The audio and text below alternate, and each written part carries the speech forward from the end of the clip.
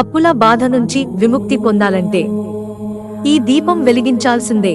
ప్రస్తుత రోజుల్లో చాలా మంది ఆర్థిక సమస్యలతో ఇబ్బంది పడుతున్న విషయం తెలిసిందే.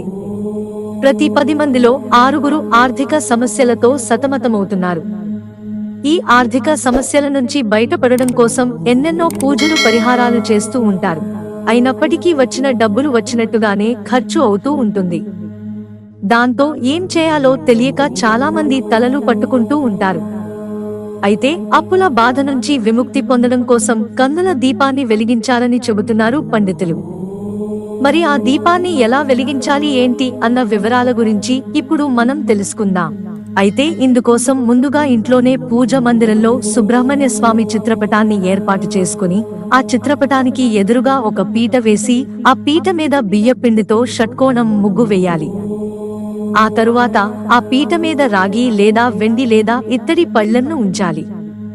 ఆ పల్లెకి 5 చోట్ల గంధం, కుంకుమ బొట్లు పెట్టి చక్కగా అలంకరించాలి.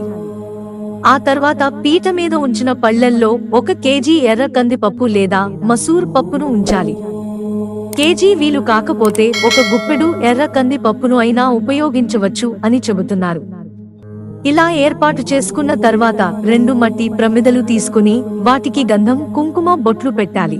ఆ పప్పు మీద 1 మట్టి ప్రమిద పెట్టి దానిమీద మరొక ప్రమిదను ఉంచాలి.